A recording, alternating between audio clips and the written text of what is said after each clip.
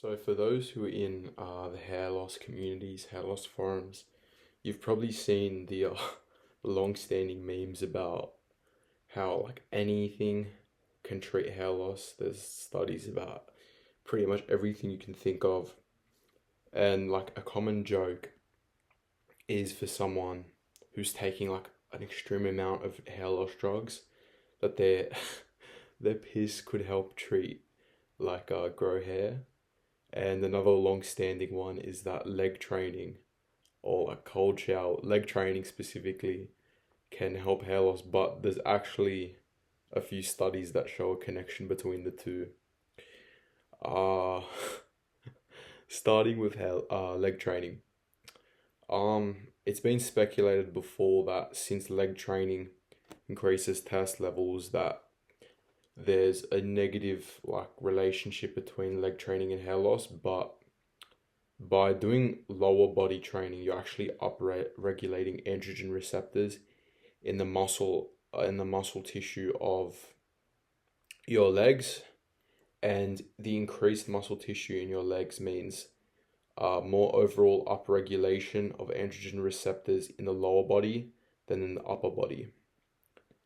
This means there's decreased serum DHT levels because the muscles bind to more DHT, leaving less to bind to the scalp.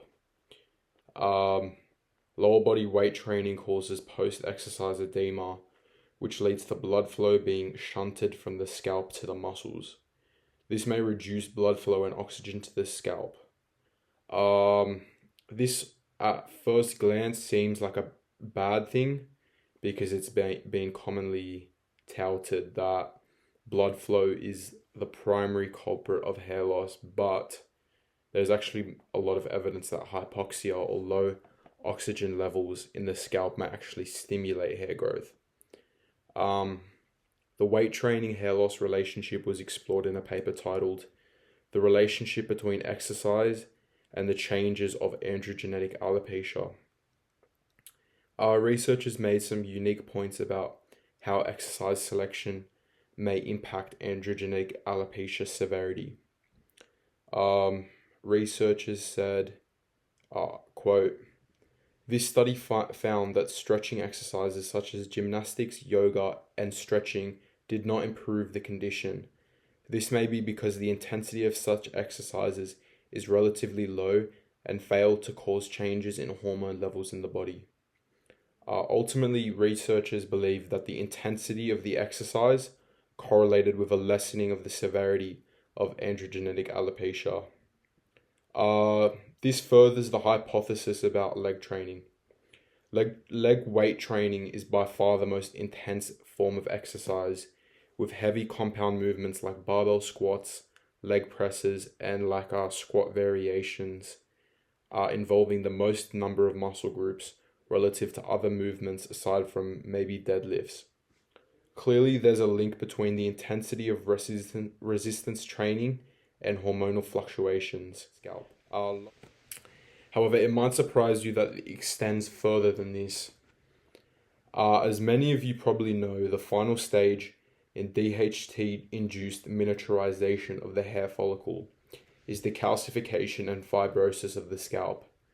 By this point, hair growth becomes next to impossible without expensive and unproven treatments. It's actually possible that leg training prevents the calcification and fibrosis of the scalp. In a study titled Musculofollicular Stimulation of the Wnt Pathway in a CYP1A2 knockout rat model of androgenetic alopecia, researchers speculated that the oscillating forces from stabilizing and moving heavy weights with the lower body can vibrate and spread to the scalp, which can break up scalp calcification and prevent fibrosis. It seems that high bar squats may be particularly efficient at this, as the barbell sits on the top of the trapezius muscle, and it connects to the base of the skull and connective tissue of the scalp. Next is how cow urine can treat hair loss. There's a study called "Development and Evaluation of Formulations of Microbial biotransformed extract of tobacco leaves for hair growth potential. Researchers evaluated how cow urine can be used to treat hair loss. So, tobacco tobacco leaves. Bit of background. Tobacco leaves has actually been used traditionally for a long time to cause hair growth. Researchers found that there are specific microorganisms, which I'm not even going to attempt to say. I'll put up on the screen. I think it's. I'll try to say it. Pseudomonas aeruginosa and Enterococcus avium. They found that these microorganisms grew in a mixture of cow urine and tobacco leaves, and they believe that these microorganisms are responsible for the biotransformation of tobacco leaves for use in hair loss. They believe that this biotransformation might produce compounds that inhibit 5-alpha reductase, which obviously helps hair growth by reducing DHT levels in the scalp. In the conclusion section, the researchers stated it can conclude that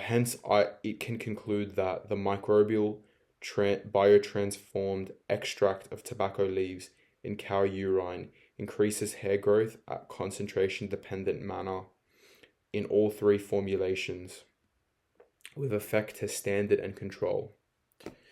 Yeah, so there you go.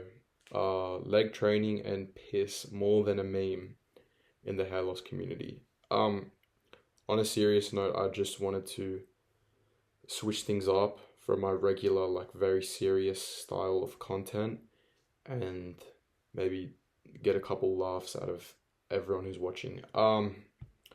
If you want to read the full version of this, I'll link the blog article in the description below. Thank you.